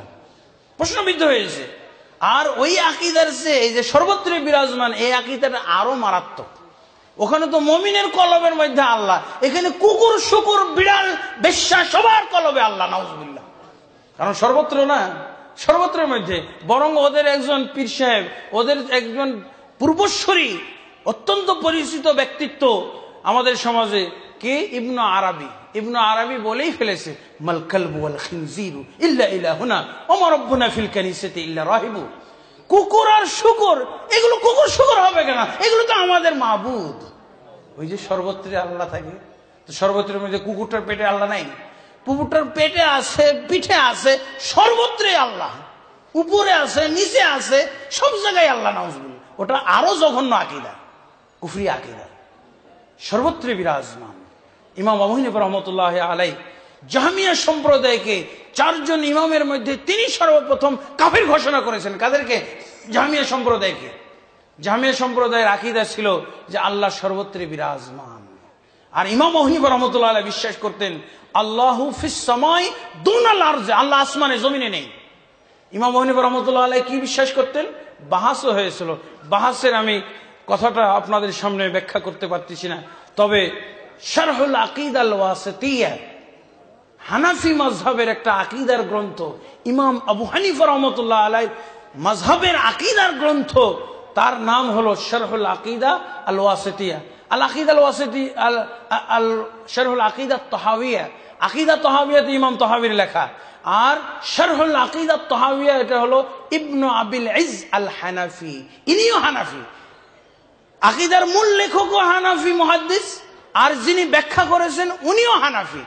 দেখেন এই হানাফি সম্প্রদায়ের আকিদার গ্রন্থ, আমার ঘরে যেই শারহুল আকিদা তাহাওয়িয়া গ্রন্থ আছে, এটার 288 পৃষ্ঠার মধ্যে আছে এই বাহাসের কথা জাহমিয়া সম্প্রদায়ের সাথে। ইমাম আবু হানিফা রাহমাতুল্লাহ আলাইহি জিজ্ঞেস করা হয়েছিল, ফতোয়া জিজ্ঞেস করা হয়েছে, জিজ্ঞেসকারীর নাম হলো আবু মুতি আল বালখি, ইমাম আবু হানিফা রাহমাতুল্লাহ আলাইহির ছাত্র। তিনি জিজ্ঞেস করছেন, মান ক্বালা লা আদরি আরাব্বি ফিস সামাই আম ফিল আরদ, যে ব্যক্তি এরকম কথা বলে আমার রব তো আছে, আল্লাহ তো আছে ঠিকই, কিন্তু আল্লাহ আসমানে না জমিনে আমি ফিক্সড করে বলতে পারবো না, নির্দিষ্ট করে বলতে পারবো না। ইমাম আবু হানিফা, আপনি বলেন তো এই লোকটার ব্যাপারে ফতোয়া কি হবে আপনার? বলছে হুয়া কাফিরুম বিল্লাহ। ইমাম আবু হানিফা রাহমাতুল্লাহ আলাইহি দ্ব্যর্থহীন ভাবে বলেছেন এই ব্যক্তি কাফির, আল্লাহর সাথে কুফরিকারী ব্যক্তি। লিআন্নাহু আনকারা আন ইয়াকুনা আলাল আরশ, কারণ সে বলছে আল্লাহ আছে জানি, কিন্তু আল্লাহ আসমানে না জমিনে এটা আমি ফিক্সড করে বলতে পারবো না। কেন বলতে পারবে না? ও যদি মুমিন হয় ওর আকীদা কোরআন ভিত্তিক হতে হবে। আল্লাহ কোরআনে বলছেন না আর রহমান আলাল আরশি ইস্তাওয়া। এই ব্যক্তি কাফের এই জন্য যে সূরা তাহার 5 নম্বর আয়াতে আল্লাহ নিজের অবস্থান সম্পর্কে ক্লিয়ার কাট যে বলেছেন, এই আয়াত সে অস্বীকারী, এই জন্য সে কাফের। এবার দ্বিতীয় পর্যায়ে প্রশ্ন করা হলো ইমাম আবু হানিফা রাহমাতুল্লাহ আলাইহি। কি প্রশ্ন? তিনি বলছেন, মান ক্বালা রব্বি আলাল আরশি লা আদরি আল আরশু ফিস সামাই আম ফিল আরদ। বলছে হ্যাঁ আমি বিশ্বাস করি আল্লাহ আরশের উপরেই, কিন্তু আরশটা আসমানে না জমিনে তা আমি বলতে পারতেছি না। আরশ তো একসময় জমিনে ছিল, তাই না? পানির উপরে ছিল। সে ব্যক্তি দ্বিতীয় পর্যায়ে প্রশ্ন করছে কি, যে আল্লাহ আরশেই বিশ্বাস করি, আল্লাহ আছে বিশ্বাস করি, আবার আল্লাহ আরশে আছে এটাও বিশ্বাস করি, কিন্তু আরশটা আসমানে না জমিনে এটা বিশ্বাস করি না। ইমাম আবু হানিফা, আপনি বলেন এই লোক সম্পর্কে আপনার ফতোয়া কি? ইমাম আবু হানিফা রাহমাতুল্লাহ আলাইহি এবারও বললেন, হুয়া কাফিরুম বিল্লাহ লিআন্নাহু আনকারা আন ইয়াকুনা ফিস সামা ক্বালা আল্লাহু আযজা ওয়া জাল্লা আমিনতুম মান ফিস সামাই আন ইয়াখসিফা বিকুমুল আরদ। এই ব্যক্তিও এই পর্যায়ে কাফের হয়ে যাবে যে ব্যক্তি আল্লাহকে আরশে বিশ্বাস করে, কিন্তু বলতেছে আরশ কোথায়, আসমানে না জমিনে, এটা আমি বলতে পারছি না। অবশ্যই এই ব্যক্তি কাফের হবে, কেননা সে এই বিশ্বাসের এই কথার মাধ্যমে আল্লাহ আসমানে আছেন এটা অস্বীকার করেছে। আল্লাহ তাবারক ওয়া তাআলা সূরা মুলকের মধ্যে বলছেন, আমিনতুম মান ফিস সামাই আন ইয়াখসিফা বিকুমুল আরদ। তোমরা কি নিরাপদ সেই সত্তা হতে যিনি আসমানে রয়েছেন? কি বোঝা গেল? যিনি আসমানে রয়েছেন। তাহলে ইমাম হানিফা রাহমাতুল্লাহ আলাইহি কোরআনের দলিল দেওয়ার পর, হাদিসের দলিল দেওয়ার পর, তারপরে উনি কি বলছেন, লিআন্না আল্লাহ আযজা ওয়া জাল্লা ইউদআ মিন আ'লা ওয়া লা ইউদআ মিন আসফাল। আরেকটা বিবেকসম্মত দলিল হলো যে আল্লাহর কাছে কোনো বান্দা যখন দোয়া করে হাত তোলে, তখন হাতটা উপর দিকে কেন? যদি আল্লাহ সর্বত্র বিরাজমান থাকে, এরকম করু, এরকম করু, এরকম করু, মুমিনের কলবের মধ্যে যদি থাকে এরকম করু, কেন উপরে করতেছে? দেখছেন ইমাম হানিফা রাহমাতুল্লাহ বিবেকসম্মত জবাব দিয়েছে। এরপরও আমাদের সমাজে মুসলমান কিভাবে এরকম থাকে।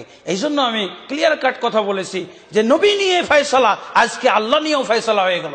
যারা বলে মুমিন ব্যক্তির কলবে আল্লাহ, এই প্রবক্তা, এই কথার এই আকীদার প্রবক্তা আমাদের দেশে আমি জানি অনেক পীর সাহেব, ওই যে মঞ্চে লাখ লাখ লোক নিয়ে কি করে, বাবারা কলব পরিষ্কার করা, কি জিকির, ওই লা ইলাহা ইল্লাল্লাহ কুফরি জিকির লাগাই দেয়, লা ইলাহা, তারপরে ইল্লাল্লাহ ইল্লাল্লাহ লা ইলাহা, কুফরি জিকির দিয়ে কলব পরিষ্কার হয় না? আরো নাপাক হবে, আরো অপরিষ্কার হবে বলেন। এই জন্য যে সমস্ত মুসলমান যারা বিশ্বাস করে আল্লাহ মুমিনের কলবের মধ্যে, ওই আল্লাহ আমরা মানি না। কোন আল্লাহ মানি? যে আল্লাহ আরশে আছেন। এখন আমাদের এই আকীদাগুলোকে শুধরে নিতে হবে। আপনাদের কাছে একটা হাতিয়ার দিয়ে দেব, অনেকেই যারা সঠিক আকীদা মানতে চায় না, পুরান আকীদা মানতে চায়, পুরান ধর্ম বিশ্বাসে থাকতে চায়, তাদের একটা সংশয় আমি আপনাদের কাছে বলি। বলছি এক এক হুজুর এক এক কথা বলে, উনি বলে এক কথা, আর এক হুজুর বলে আর এক কথা, উনিও কোরআন দিয়ে হাদিস দিয়ে বলে, আমার হুজুরও তো অমুক কোরআন হাদিস দিয়ে বলে। এরকম কথা কারা বলে জানেন? যারা পুরান বাতিল বাদ দিয়ে হকটাকে গ্রহণ করতে পারছে না, তাদের কথা। তাদেরকে আজকে আমি চাবি দিয়ে দেব, এই সংশয় এই মুহূর্তে ভেঙে আপনি বাড়িতে যাবেন, একেবারে পাক পবিত্র আকীদা, পাক পবিত্র অন্তর নিয়ে বাড়ি যাবে না। তাদের কাদের উদ্দেশ্যে বলছি? যারা বলে এক এক হুজুর এক এক কথা বলে। এক এক হুজুর এক এক কথা বলে নাকি? ওই যে এক হুজুর বলছে মমিন কলবের, আল্লাহ মমিনের কলবে থাকে, সর্বত্র বিরাজমান। আর এক হুজুর বলতেছে আল্লাহ আরো সাথে। দুরকম হলো না? এই সংশয়পূর্ণ আকীদা যারা পোষণ করে তাদেরও অপারেশন করে দেবো এখনই, বুঝেছেন? আলহামদুলিল্লাহ, আপনারা এখন এই সংশয় থেকে মুক্ত হবেন ইনশাআল্লাহ। আচ্ছা আপনি বলেন তো, মমিনের কলবে যদি আল্লাহ থাকে আর আল্লাহ যদি সর্বত্র বিরাজমান থাকে, তো মুহাম্মদ সাল্লাল্লাহু আলাইহি ওয়াসাল্লাম মমিন ছিল কি ছিল না? আমাদের নবী মুহাম্মদুর রাসূলুল্লাহ মমিন ছিলেন না ছিলেন না? ছিলেন। তাহলে মুহাম্মদ সাল্লাল্লাহু আলাইহি ওয়াসাল্লামের কলবে এক নম্বরে থাকা দরকার, তাই না? আর সর্বত্র যদি বিরাজমান থাকে আল্লাহ, তো মুহাম্মদ সাল্লাল্লাহু আলাইহি ওয়াসাল্লামের ঘরে আল্লাহ থাকার কথা না? কিন্তু রাসূলুল্লাহ সাল্লাল্লাহু আলাইহি ওয়াসাল্লামকে মেরাজে কোথায় নিয়ে গেল? ঘর থেকে বের করে নেওয়া হয়েছে না? মুমিনের কলবে যদি আল্লাহ থাকে, তো এতদিন আপনি এই যে মেরাজের কিসসা শুনে কি লাভ হলো আপনার? খালি ওয়াজই শুনলেন আর ঠিক ঠিক বললেন। কিসে ঠিক বলেছেন? ভুলে ঠিক বলেছেন, ভুলটা ঠিক। হ্যাঁ, হাতিয়ার পেয়েছেন। মুহাম্মদ সাল্লাল্লাহু আলাইহি ওয়াসাল্লাম তো শেষ মুমিনদের সর্দার, শুধু মুমিন নয়, সমস্ত নবী এবং রাসূলগণের সর্দার। উনার কলবে কি আল্লাহ ছিল না? উনি এত কষ্ট করলেন, আর কত দুর্বল ইমানদাররা বিপদে পড়লো। হ্যাঁ, মুহাম্মদ সাল্লাল্লাহু আলাইহি ওয়াসাল্লামের ঘরের মধ্যে আল্লাহ ছিল না, সর্বত্রই থাকে, কিন্তু শুধু মুহাম্মদ সাল্লাল্লাহু আলাইহি ওয়াসাল্লামের ঘরে ছিল না, আর মক্কায় ছিল না। মক্কা মদিনা বাদ দিয়েছিল না, আমাদের বাংলাদেশে, বাঙালি উম্মতের জন্য বাংলাদেশে চলে এসেছে আল্লাহ। ওই আল্লাহ এই জন্যই তালাক দিতে বললাম। যে আল্লাহ মিলানো যায় না কোরআনের সাথে, যে আল্লাহর আকীদা বিশ্বাস হাদিসের সাথে মেলে না। রাসূলুল্লাহ সাল্লাল্লাহু আলাইহি ওয়াসাল্লাম মেরাজে গেলেন। মেরাজে কিভাবে কিসসাটা বলেন না? মক্কা থেকে মসজিদে আকসায় গেলেন। ঘটনা এরকম না? ঠিক করে দিবেন আপনারা। প্রথম আসমান, দ্বিতীয় আসমান, তৃতীয় আসমান, চতুর্থ, পঞ্চম, ষষ্ঠ, সপ্তম, এরপরে জিবরিল সিদরাতুল মুনতাহা। সহিহ বুখারী মুসলিমে হাদিসে আছে জিবরিল আলাইহিস সালাম সাথে নিয়ে যাচ্ছিলেন। সিদরাতুল মুনতাহা যাওয়ার পর জিবরিল বলছেন এর উপরে আর আমি যেতে পারবো না। কোথায় যাচ্ছিলেন মুহাম্মদ সাল্লাল্লাহু আলাইহি ওয়াসাল্লাম? উপরে না নিচে? আসমান উপরে না নিচে? হ্যাঁ, আর এর উপরে যেতে পারবো না। আল্লাহ তাবারক ওয়া তাআলা বিশেষ ব্যবস্থাপনায় মুহাম্মদ রাসূলুল্লাহ সাল্লাল্লাহু আলাইহি সাল্লামকে আরশ পর্যন্ত আল্লাহ নিয়ে গেছেন, কিন্তু দেখা হয় নাই। অনেকে আবার ওয়াজ করতে করতে দেখা করাই দেয়, আবার কি বলে বিআইয়ের সাথে যে গল্প গুজব করে, এই গল্প গুজবের নাটকও এই ওয়াজ মাহফিলের মধ্যে প্রচার করে। নাউজুবিল্লাহ। দেখা হয় নাই, পর্দার আড়ালে ছিল। মুহাম্মদ সাল্লাল্লাহু আলাইহি ওয়াসাল্লাম পর্দার আড়াল থেকে রাসূলুল্লাহ সাল্লাল্লাহু আলাইহি ওয়াসাল্লামের সাথে না আল্লাহর সাথে কথা বলেছেন।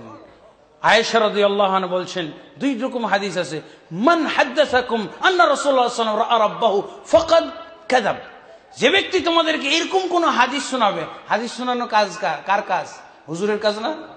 যে হুজুর তোমাদেরকে এরকম কোন হাদিস শোনাবে যে মুহাম্মদ সাল্লাল্লাহু আলাইহি ওয়াসাল্লাম আল্লাহকে দেখেছেন, ও হলো মিথ্যুক। সহিহ বুখারী এবং মুসলিম শরীফ হাদিস। আরেক বর্ণনা আছে, মান হাদাসাকুম আন্না রাসূলুল্লাহ সাল্লাল্লাহু আলাইহি ওয়াসাল্লাম রাআ রাব্বাহু ফাকাদ আ'যামা আলাল্লাহিল ফিরিয়া। যে ব্যক্তি তোমাদেরকে এরকম হাদিস বর্ণনা করে শোনাবে যে আল্লাহর রাসূল সাল্লাল্লাহু আলাইহি ওয়াসাল্লাম আল্লাহকে দেখেছেন, ওই ব্যক্তি আল্লাহর উপরে বিরাট ধরনের অপবাদ লেপন করেছে। বিরাট ধরনের। কারণ কেন বিরাট ধরনের? কোরআনে আল্লাহ বলছে লা তুদরিকুল আবসার ওয়া হুয়া ইউদরিকুল আবসার। মৃত্যুর আগে কেউ আল্লাহকে দেখতে পাবে না। জান্নাতের আইটেম, আল্লাহর দিদার হলো জান্নাতের আইটেম। বন্ধুগণ, তাহলে ক্লিয়ার হয়ে গেল। তাহলে এবার আপনি হাতিয়ারটা পেয়েছেন, সংশয়টা এখনই ভ্যানিশ করে নিয়ে যাবেন। আর বলবেন না এক হুজুর এক কথা বলে আর এক হুজুর আর এক কথা বলে, কোনটা ধরবো? কোনটা ধরবেন? আপনি যদি 1% বিবেক নিয়েও এখানে বসে থাকেন, 99% হাদিয়ে দিয়ে দিয়েছেন হুজুরদেরকে। 1% তো আছে। 1% ওয়ালাদের জন্য আমি গ্যারান্টি দিয়ে বলতে পারি এখনই আজকেই সে তার বাতিল আকীদা ধ্বংস করে নিয়ে সহিহ আকীদা নিয়ে ফেরত যেতে পারবে ইনশাআল্লাহ। আরেকটা আকীদা আল্লাহ সম্পর্কে আমাদের সমাজে আছে, আল্লাহ আকার না নিরাকার। নাউজুবিল্লাহ। যে আল্লাহর দিদার হবে ওই আল্লাহর নিরাকার হইতে পারে? বলেন। যে কোনো একটার থেকে তওবা করতে হবে। আজকের এই মাহফিলে তওবা করবো আমরা। আল্লাহ নিরাকার যদি বলি তাহলে তওবা করব কিসের থেকে? আল্লাহর দিদার। আল্লাহর দিদার কথা আর কখনো বলবো না। বলবো যিনি দিদার যোগ্য তিনি নিরাকার হতে পারেন? নিরাকার হতে পারে? আর যিনি নিরাকার তিনি দিদার হবে কেন? দিদার যোগ্য হবে কেন? মুতাজিলীদের মতো তওবা করতে হবে। মুতাজিলার বলেছে আল্লাহকে দেখা যাবে না। হ্যাঁ, আল্লাহর দিদারও নাই। আল্লাহর আকার নিরাকার, তো আল্লাহকে দেখাও যাবে না। ওরা বাতিল চালাক আর আমরা বাতিল বোকা। আমরা নিরাকারও বলি আবার দিদারও বলি। দুইটা কি এক করা সম্ভব? কোশ্চেন কল সম্ভব না। জান্নাতের সবচেয়ে বড় আইটেম হলো আল্লাহ তাবারক ওয়া তাআলার দিদার। অতএব যারা আল্লাহকে নিরাকার বলে এই আল্লাহ তাদের আল্লাহ। যেই আল্লাহর সাথে আমরা সাক্ষাৎ কামনা করি, সূরা কাহফের শেষ আয়াত যেটা তেলাওয়াত করেছি এখানে আছে, ফামান কানা ইয়ারজু লিকা রাব্বিহি, যে ব্যক্তি তার প্রতিপালকের সাক্ষাৎ কামনা করে সে যেন সৎ আমল করে, ওয়ালা ইউশরিক বিইবাদাতি রাব্বিহি আহাদা, এবং তার রবের ইবাদত করতে যে কাউকেও শরীক না করে। স্পষ্ট কথা, রবের সাথে সাক্ষাৎ কামনা করে। তো রবের সাথে সাক্ষাৎ যদি হয় তাহলে উনি নিরাকার হবেন নাকি? কোশ্চেন কালো না। এক হুজুর মুফতি সাহেব আমার সাথে বাহাস করতে এসে উনি বলতেছেন, আমি বললাম যে আল্লাহ নিরাকার, আপনি বলতেছেন আল্লাহ নিরাকার, আমি বলতেছি আল্লাহ আকার আকৃতি বিশিষ্ট। তবে কেমন এটা জান্নাতে না যাওয়ার আগে কেউ দেখতে পাবে না, কেউ বলতে পারবে না। আল্লাহ কেমন এই প্রশ্ন করাও না যায়, এই উত্তর দেওয়াও না যায়। তো আপনারা নিরাকার বলেন কেন? বলছি দেখি না তো কি করব, নিরাকারই বলি। আল্লাহর কসম, দেওবন্দ থেকে লেখাপড়া করে আসে মুফতি সাহেবের সাথে বাস্তব ঘটনা, যে আল্লাহকে দেখি না তাই নিরাকার বলে। আচ্ছা, তাহলে আমার সাথে এখন আপনার দেখা হলো, এখন বলবেন আকরামুজ্জামান ভাই আকার আকৃতি বিশিষ্ট। যখন আমি আর আপনি আলাদা হয়ে যাবো, আপনি আপনার বাড়ি আর আমি আমার বাড়ি চলে যাবো, তখন আকরাম ভাই কি নিরাকার?